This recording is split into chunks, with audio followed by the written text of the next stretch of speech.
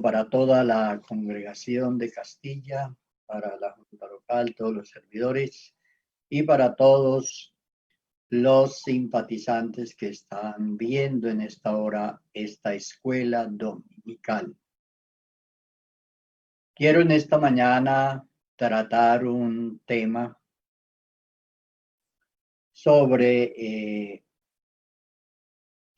la manifestación de Dios en carne. Voy a leer 3 textos, el uno en Timoteo, el otro en la Primera Corintios y el otro en la primera carta de Juan. Y todos los que me puedan acompañar ahí en la casa leyendo la Biblia, toma su Biblia en esta hora para que miren la correlación que tienen estos textos en la explicación de este tema del misterio de la piedad, que es uno de los temas doctrinales, quizá el más importante en la Biblia respecto a la salvación, y que también ha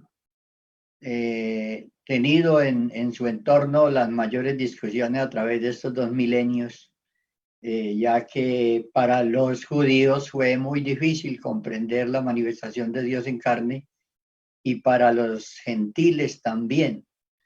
Entonces, le comienzo leyendo aquí en la carta a Timoteo, capítulo 3, primera carta, capítulo 3, verso 16, donde la palabra del Señor dice: e indiscutiblemente grande es el misterio de la piedad. Dios fue manifestado en carne, justificado en el Espíritu, visto de los ángeles, predicado a los gentiles, creído en el mundo, recibido arriba en gloria. Entonces, esto es lo que dice el apóstol Pablo aquí en esta carta, donde está dirigiendo al pastor Timoteo y por supuesto a todos los estudiantes y de la Biblia y a los cristianos. Leo también en la primera carta de Juan, el capítulo 4, verso 1 en adelante, dice: amados, no creáis a todo espíritu, sino probad los espíritus si son de Dios, porque muchos falsos profetas han salido por el mundo. En esto conoced el Espíritu de Dios. Todo espíritu que confiesa que Jesucristo ha venido en carne es de Dios. Y todo espíritu que no confiesa que Jesucristo ha venido en carne no es de Dios. Y este es el espíritu del anticristo, el cual vosotros habéis oído que viene y que ahora ya está en el mundo. Bueno, entonces tenemos esta segunda escritura que hemos dado lectura. Vamos a dar lectura también en la primera carta a los Corintios, el capítulo 1. Voy a leer del versículo 1, del versículo 18 al 25, para que miremos lo que pasaba en Corinto respecto a los judíos y los gentiles, que eran los griegos. Dice: porque la palabra de la cruz es locura a los que se pierden, pero a los que se salvan, esto es, a nosotros, es poder de Dios. Pues está escrito: destruiré la sabiduría de los sabios y desecharé el entendimiento de los entendidos. ¿Dónde está el sabio? ¿Dónde está el escriba? ¿Dónde está el disputador de este siglo? ¿No ha enloquecido Dios la sabiduría del mundo? Pues ya que en la sabiduría de Dios el mundo no conoció a Dios mediante la sabiduría, agradó a Dios salvar a los creyentes por la locura de la predicación. Porque los judíos piden señales y los griegos o gentiles buscan sabiduría. Pero nosotros predicamos a Cristo crucificado, para los judíos ciertamente tropezadero y para los gentiles locura. Mas para los llamados, así judíos como griegos, Cristo poder de Dios y sabiduría de Dios. porque lo insensato de Dios es más sabio que los hombres, y lo débil de Dios es más fuerte que los hombres. Amén.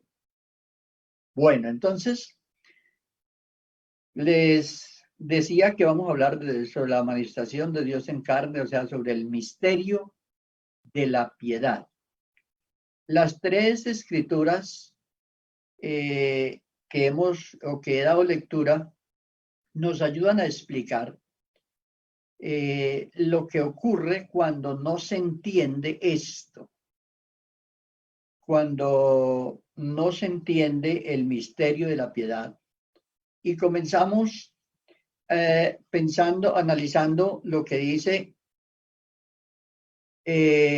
grande es el misterio de la piedad. Bueno, entonces comenzamos, es el primer punto que vamos a tratar. Grande es el misterio de la piedad. El misterio de la piedad es que Dios participó de nuestra naturaleza humana para, a través de la expiación, hacernos partícipes de su naturaleza divina. Entonces aquí les explico la primera situación que se presenta con los credos religiosos en el mundo.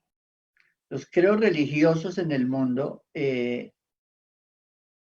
a partir del siglo IV de nuestra era cristiana, dieron una mala interpretación a esto y orientaron a la gente a creer más en el nacimiento de Cristo, el significado del nacimiento de Cristo, que en el significado de la expiación. Eso dio origen a que se predicara o se enseñara todo esto que se conoce como religión pseudocristiana en el mundo, donde se anula el valor del sacrificio de Cristo y de la resurrección y se pone toda la confianza en esa presunta unión hipostática de lo divino y lo humano en el vientre de María, la mujer que concibió a Jesús.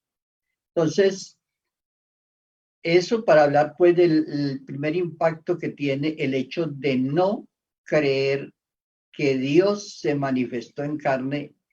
¿Y para qué se manifestó en carne? Se manifestó y participó de nuestra naturaleza humana para, a través de la expiación. O sea, porque era necesario, dice la Biblia, era necesario que fuéramos redimidos por la expiación. Entonces, allí, desde el siglo IV, parte de una vez ya una doctrina totalmente diferente a lo que Dios se propuso.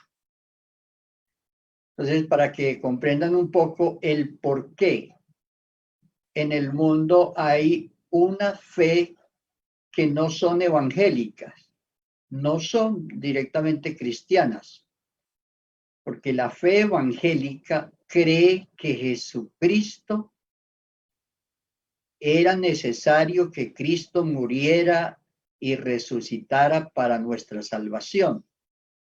Entonces, cuando hay otra fe, otro credo que dice Jesucristo no debía de haber muerto, fracasó porque a él lo crucificaron, lo mataron. Entonces, esa es una fe que no es evangélica, no es evangélica. Entonces, de allí parte que el hecho de que estas religiones no prediquen el arrepentimiento, ni la conversión, ni la nueva vida en Cristo. Entonces, por eso cuando estábamos en la religión, a nosotros no nos hablaban de arrepentimiento, ni de conversión, ni de santidad, ni nada de esto, porque todo esto depende de comprender el misterio de la piedad, que Dios se manifestó en carne y participó para hacernos partícipe, y que hay un proceso en el cual nosotros debemos creer el significado de su muerte, el significado de su resurrección, que es el significado de la muerte es nuestro arrepentimiento, el significado de la resurrección de Cristo es la nueva vida en Cristo. Entonces, al no comprender eso, hay un vacío muy grande y por eso el mundo vive como vive y está como, porque no hay una predicación de la verdad. Nosotros estamos como iglesia predicando esa verdad, pero la mayoría en el mundo no lo ve así. Entonces, esa es la razón y quería explicarles eso primero. Para explicar sobre la grandeza del misterio de la piedad, entonces hice la lectura de la carta a los Corintios, donde vimos la primera carta a los Corintios, el capítulo 1, versos 18 al 25, cómo fue ese impacto en la cultura griega y en la cultura judía, y cómo impactó a los corintios, aún a los creyentes de Corinto, donde ustedes leen el primer capítulo, el verso 11, el apóstol entra a corregir las situaciones que sucedían en Corinto debido a que había divisiones hasta en los mismos creyentes que eran judíos y eran griegos. Y había divisiones porque no comprendían, a pesar de ser creyentes, eran creyentes nuevos, creyentes niños en la fe, y no comprendían esto. Y al no comprenderlo, eso los llevaba a esas divisiones entre ellos mismos. Y entonces los unos querían señales y los otros querían sabiduría. De allí que Pablo tuvo que responder a esa necesidad de la iglesia en Corinto, enseñando todo lo que nosotros podemos leer en esta carta, tratando por lo menos 6 problemas graves que se ocasionaban con no entender el misterio de la piedad. Por eso el apóstol comienza diciéndole a Timoteo, grande es el misterio de piedad, es lo más grande que ha sucedido en el mundo, es lo más grande que ha sucedido de parte de Dios. Hay muchas cosas grandes que Dios ha hecho, muchas señales, milagros, cosas maravillosas que Dios ha hecho, la misma creación, la creación del hombre, la vida, muchísimas cosas que están evidentemente en la creación, pero lo más grande que ha sucedido es que Dios, siendo Dios, participara de nuestra naturaleza para hacernos partícipe de la naturaleza de Él. Y a eso es que se le llama la sabiduría de Dios. Entonces, esa es una de las dificultades que hay en el mundo para que la gente entienda el Evangelio, porque la gente quiere entender a Dios en su sabiduría, quiere entenderlo en su conocimiento humano, en su conocimiento intelectual. Pero la sabiduría de Dios es diferente a la sabiduría del mundo, a tal punto que toda la lectura que hicimos en la carta a los Corintios, ahí en esos versículos del 18 al 25 del primer capítulo, usted puede ver todo lo que hay allí, donde se dice, comienza él diciéndoles a los creyentes, les habla a los creyentes, y esto tiene una trascendencia para todos. Dice, porque la palabra de Dios es locura a los que se pierden, la palabra de la cruz. O sea, las personas quieren un Cristo, pero no crucificado. Quieren un Cristo que le arregle los problemas, un Cristo que le ayude en las dificultades económicas, las dificultades sociales, todo eso, pero no un Cristo crucificado. Entonces, la palabra del Cristo crucificado para la gente eso es una locura. ¿Por qué? Porque me tiene que salvar a mí, más para los griegos y los judíos en ese tiempo. Porque me tiene que salvar a mí un Señor que murió en la cruz. ¿Por qué no me salva pues sin esa cruz? ¿Por qué no viene y me dice a mí, levántate y ya?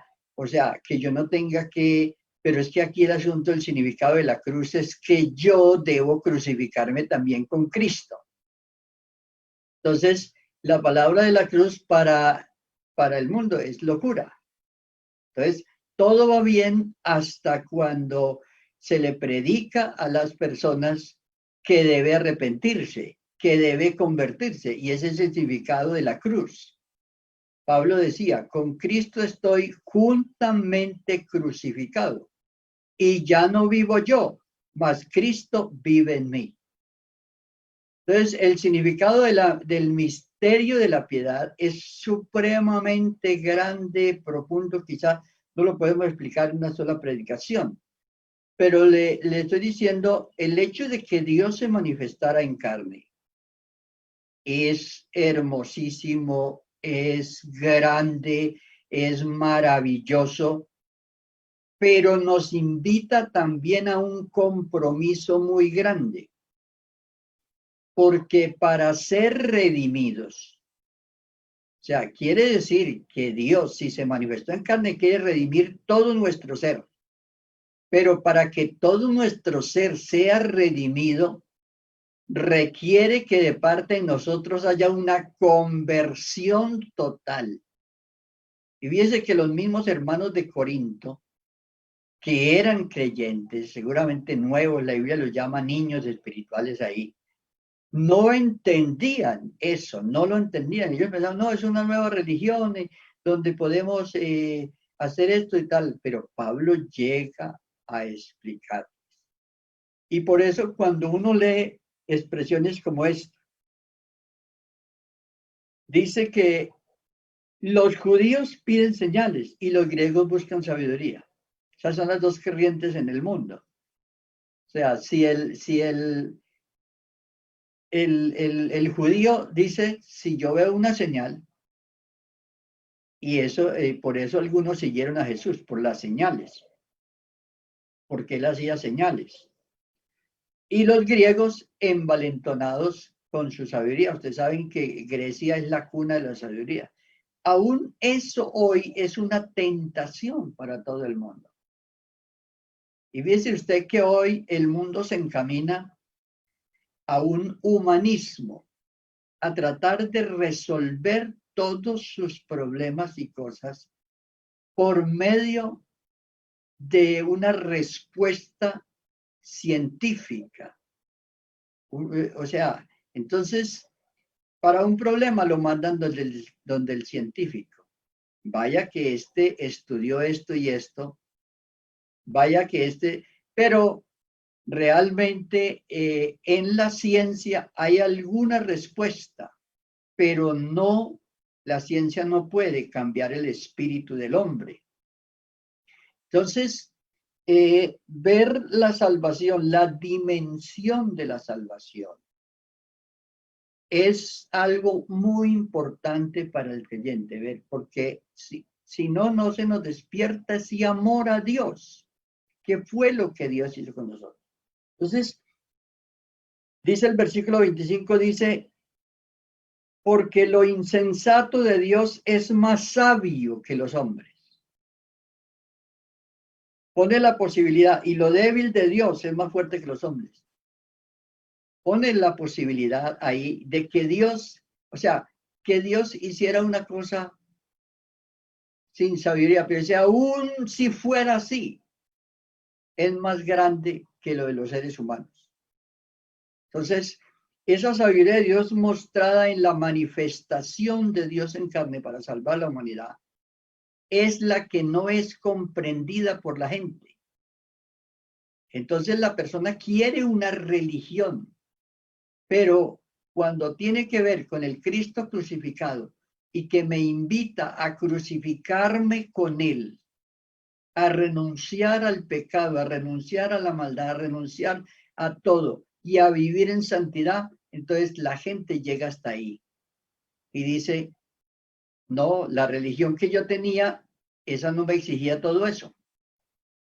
Y hay personas que se cambian de religión, se cambian de lugar y dicen, no, yo quiero la religión donde estaba porque allá no me dicen esto, allá no me exigen esto.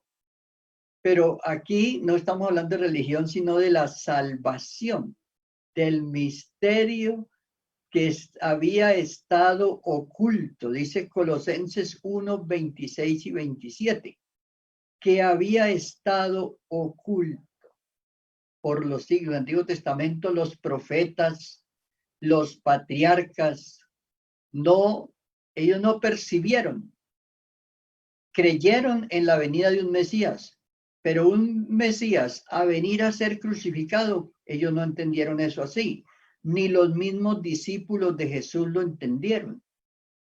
Andaron con Jesús por más de 3 años y no entendieron. Y prueba de eso las declaraciones de Pedro cuando estaba en la casa de Cornelio y todo. O sea, ellos no entendieron.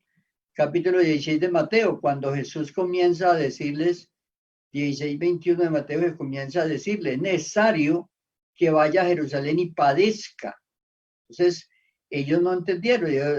Pedro se le acerca a Jesús y le dice, ¿cómo es posible que le pase esto, maestro? No estoy de acuerdo con que usted sea crucificado. Entonces, Jesús no rechazó a Pedro y no a Satanás, que hablaba por medio de Pedro, y le dice, quítate delante de mí, Satanás.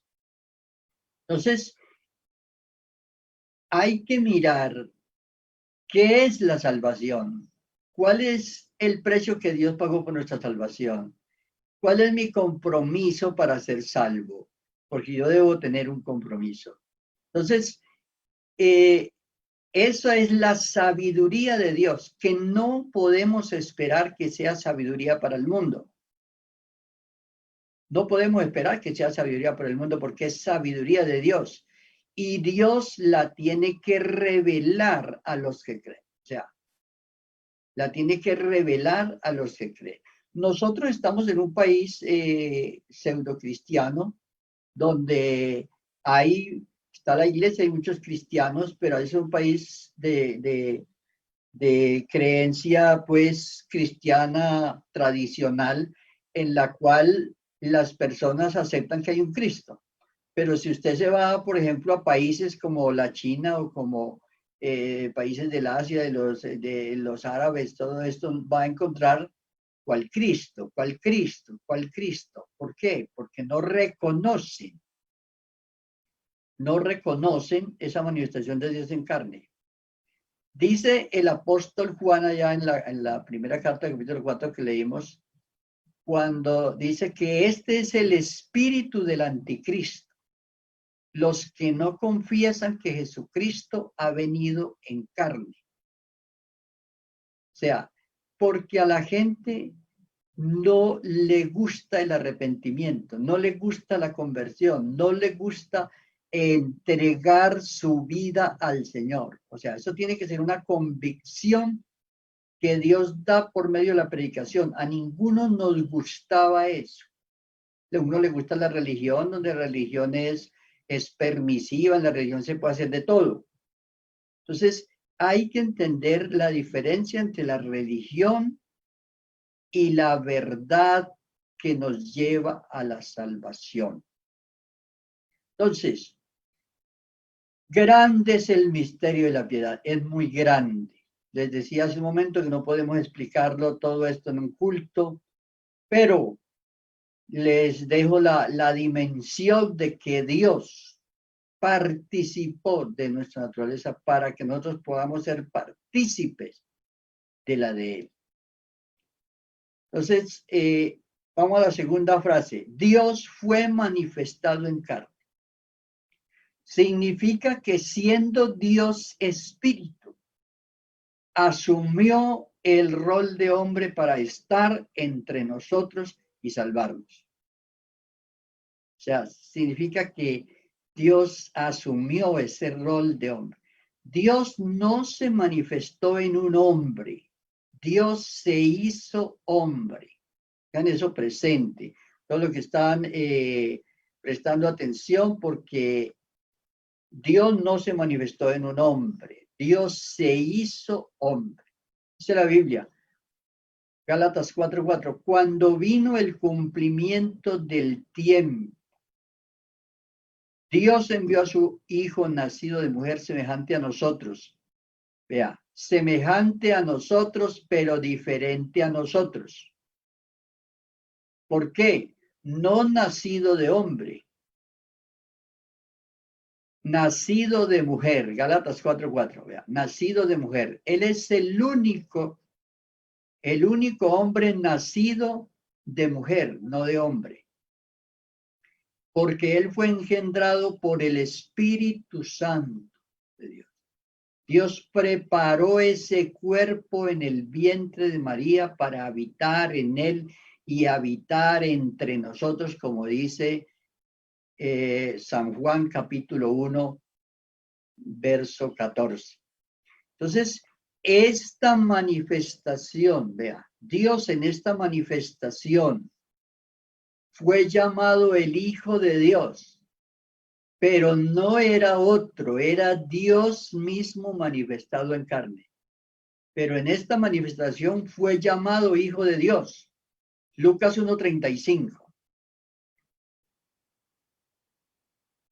Surge entonces una pregunta, dice, bueno, y entonces la sangre de Jesús, dice, en esta manifestación participó de carne y sangre. Hebreos 2:14-15. En esta manifestación Dios participó. Para que usted esta mañana vea a Dios hombre, Dios manifestado como hombre para salvarnos.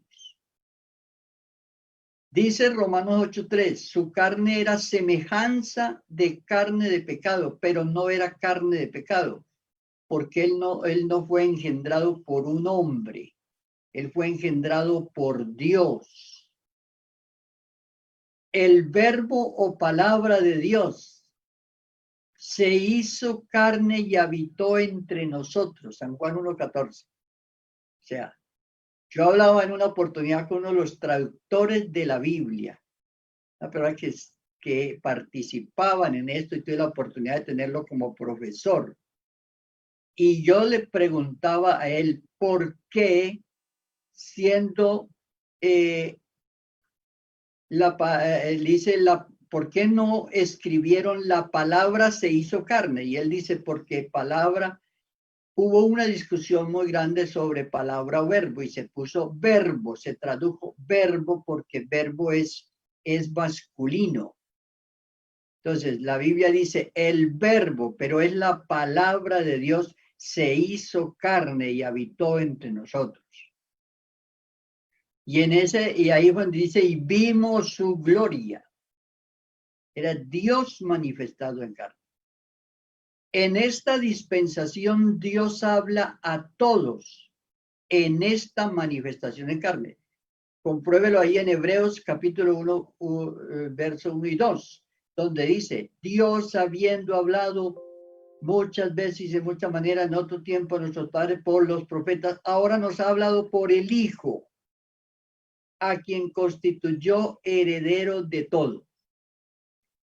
Entonces, Dios, ¿dónde está Dios? Está en una manifestación en carne, hablándole a los hombres. Entonces, esto ha traído un conflicto todos estos 2000 años, donde sacaron toda esta historia de la Trinidad, porque si uno analiza esto sin la revelación de Dios, esto, una manifestación más otra manifestación más otra manifestación, son tres. Entonces, ya hay diferentes formas de pensar respecto a esto.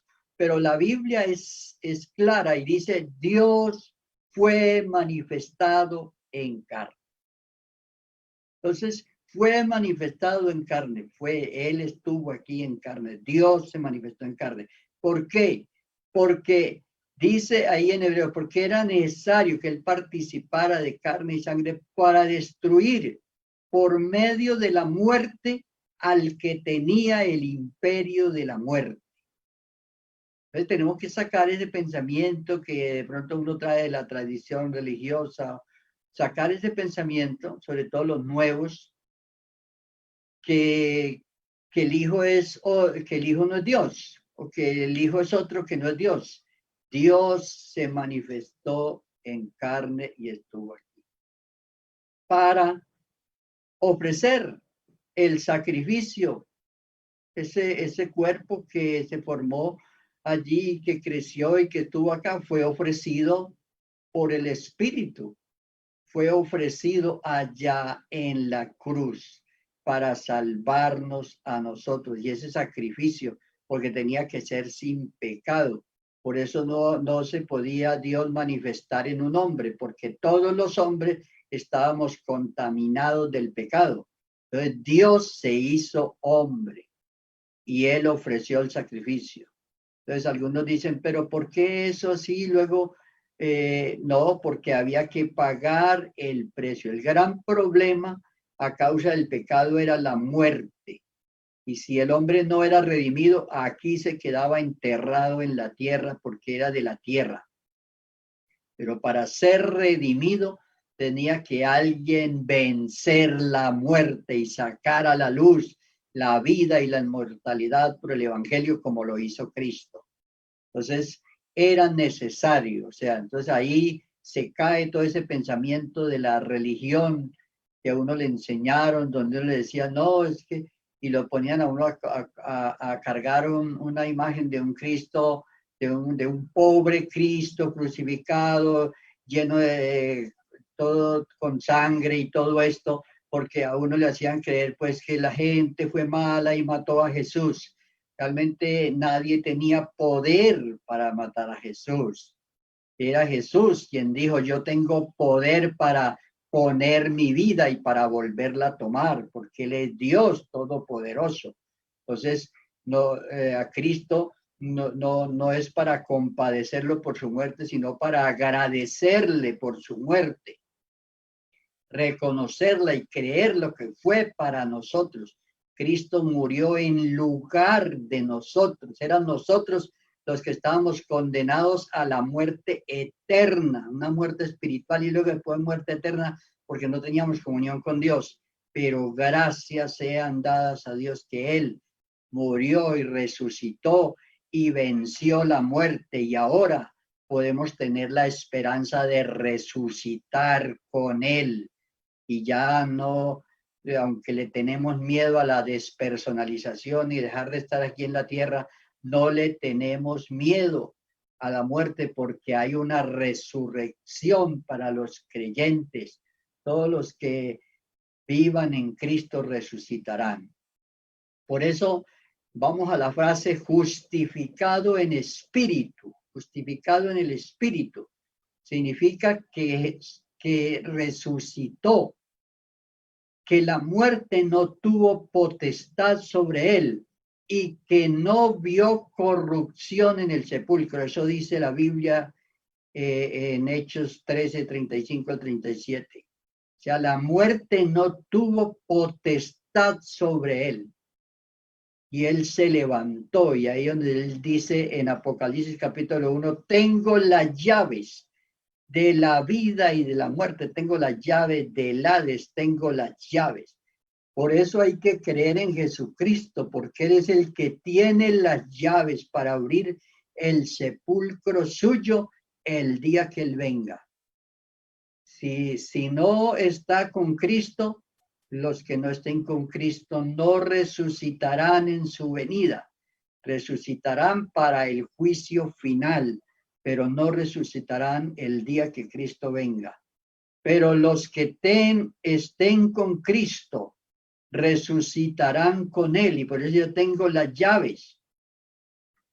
Tengo las llaves de la muerte y del Hades. El Hades es el lugar donde ponían los muertos. Entonces, por eso, esa esperanza gloriosa que tiene cada creyente en la resurrección y en la glorificación. Vamos a la siguiente frase, visto de los ángeles. Estamos en 1 Timoteo, capítulo 3, verso 16. Significa que los ángeles lo reconocieron como Dios manifestado en carne. A los ángeles no les fue dado predicar el evangelio. Este evangelio no. Este evangelio fue encargado y es encargado a personas que son salvadas por el mismo evangelio y que tienen la experiencia de la salvación. A esas personas Dios llama y les encarga la predicación del evangelio. Pero a los ángeles les fue permitido participar, estar, conocer, saber, conocer todo esto, y por eso dice visto de los ángeles. Fue y es admirado y adorado por los ángeles. O sea, Dios en esa manifestación, manifestado en carne, fue adorado por los ángeles, reconocido. Por eso aparece esa participación de ellos en las visiones del Antiguo Testamento y en el Apocalipsis. Aunque no están encargados de anunciar la salvación, adoran a Dios como el Salvador de los hombres. Vamos a la otra frase, predicado a los gentiles. Significa predicado a todas las gentes, gentiles, a todas las gentes, que Él es el Salvador de todos los hombres. Su obra no está limitada. Esta salvación no está limitada a ningún pueblo, nación o cultura.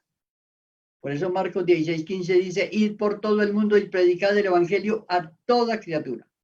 En este momento la mayoría de los países del mundo han recibido el evangelio. Hay un número de países que no lo recibe, pero la mayoría de países lo ha recibido. Algunos tienen muchas dificultades porque tienen otros credos y no hay un credo allá que reconozca a Cristo como el Cristo que murió y resucitó. Sin embargo, hay misioneros en más de 200 países, hay personas predicando este evangelio. Y en este momento, según las estadísticas vistas, de los más de 300, 400 millones de personas que aceptan que Cristo murió y resucitó, aunque no todos tienen la sana doctrina. Hay un número aproximado de 100 millones de personas en el mundo que aceptan y que tienen esta misma fe que nosotros tenemos hoy. Cristianos que están en muchos lugares del mundo adorando a Dios a diferentes horarios, porque hay lugares donde esta hora es de noche, pero predicado a los gentiles, predicado a todas las gentes, predicado en todas las épocas, se ha estado predicando este evangelio, se ha estado testificando, ha habido testigos de la muerte y resurrección de Cristo todos estos siglos, aún en los siglos de la oscuridad, hubo testigos sobre Cristo. Creído en el mundo, es la otra frase que encontramos ahí. Significa que hay una iglesia redimida por Él en todas las épocas y entre la mayoría de las naciones, que ha dado y está dando testimonio de su muerte y resurrección. O sea, hay una iglesia, aunque el mundo en su sabiduría no lo acepta, no lo ve, no lo creen, pero hay una iglesia. Y así como la fe de Noé condenó el mundo de aquella época, la fe de Noé y su familia, y la Biblia dice la fe de este hombre condenó al mundo de entonces. El hecho de que haya una iglesia en el mundo con diferentes razones sociales, en diferentes países, pero con la misma fe y esperando el regreso de Cristo, eso condena a todo el mundo, porque hay un pueblo que testifica. Entonces, por eso la Biblia dice, creído en el mundo. O sea, hay testigos aquí de que Cristo murió y resucitó y regresa otra vez. Y aquí hay gente que está testificando con la predicación, con sus oraciones, con su vida, está testificando porque ha sido creído en el mundo. Vamos a la otra frase, recibido arriba en gloria. Recibido arriba en gloria. Esto significa que la obra salvífica está perfectamente terminada. Mire, al Evangelio no hay que agregarle nada. El Evangelio es esto tan sencillo como hemos predicado siempre. Al Evangelio no hay que agregarle espectacularidad ni cosas. Los judíos buscan señales. Los griegos buscan sabiduría. Pero ¿qué dice la Biblia? Dice la Biblia, ciertamente dice, pero nosotros predicamos a Cristo crucificado, porque el hecho de predicarlo crucificado, ya yo tengo que tener la convicción de que mi vida ha sido entregada a Cristo y cambiada por Él. Pero nosotros predicamos a Cristo crucificado, para los judíos ciertamente tropezadero, y para los gentiles locura. Es una locura. Usted habla con los llamados sabios de este mundo, nomás con los que ya leen por ahí algo, estudian algo, y ya esa persona le dice a usted, no, pero es que mire, es que la ciencia dice, es que la ciencia. ¿Qué es la ciencia? La ciencia es tratar de comprobar algo que se tiene que comprobar y realmente comunicarse con Dios es por la fe, no por la ciencia. Y por eso el mundo anda en su locura, anda en su sabiduría, anda en y ahí en esa sabiduría no puede encontrar a Dios. Entonces, la obra de Dios está perfectamente terminada. Su señorío está sobre todo y Él es el juez de todos y de toda la creación. Entonces ahora, los que no creen en Cristo, bueno, no creen en Cristo, pero eso no quiere decir que Cristo no sea su juez. Si la gente no quiere que Cristo sea su Salvador, tendrán que aceptarlo como su juez, porque a Él es a quien Dios ha puesto como juez de vivos y muertos. Así que no hay manera de escapar. Alguna persona pudiera decir, yo me suicido, quito la vida. Él es juez de vivos y muertos. No hay manera de escapar. Aquí lo que la persona debe hacer es creer en Jesucristo, acercarse a Él, entregarle su vida a Él, porque esta salvación está completamente terminada. Recibido arriba en gloria. Está sentado a la diestra de la majestad en las alturas y dice la Biblia, en Él habita corporalmente toda la plenitud de la deidad. Es ahora para que ustedes comprendan. Mire, cuando usted lee en 1 Corintios 15, 28, el apóstol está enseñando allí. Cuando termine su oficio como hijo, allí, o sea, cuando termine su oficio como hijo, él se sujetará al que le sujetó todas las cosas y Dios sea todo en todos. O sea, no hay más de un Dios. Solamente hay un Dios que se manifestó en carne para salvarnos y eso es lo que predicamos. Grande es el misterio de la piedad. Dios fue manifestado en carne. Fue predicado en el mundo, creído, es recibido arriba en gloria, es visto de los ángeles, justificado en el Espíritu. Se cumplió todo el proceso.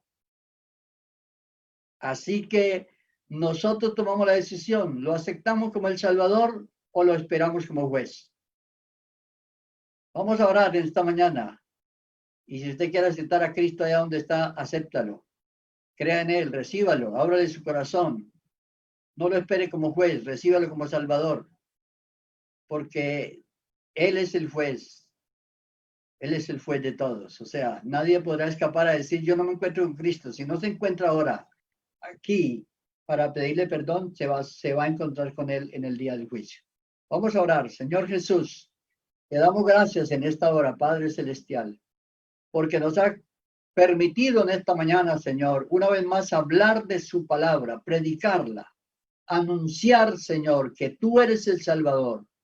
Te presento ahora a todas las personas que han oído este evangelio en esta mañana y te pido que tú seas abriendo el entendimiento, que ellos comprendan, Señor, que afirmen su fe, que afirmen sus corazones en el Señor Jesucristo, creyendo en Él y pidiendo perdón por sus pecados, consagrando su vida a Él, que puedan esperar la manifestación gloriosa de nuestro gran Dios y Salvador Jesucristo, para aquel día cuando los creyentes seamos glorificados juntamente con Él, como dice la palabra de Dios.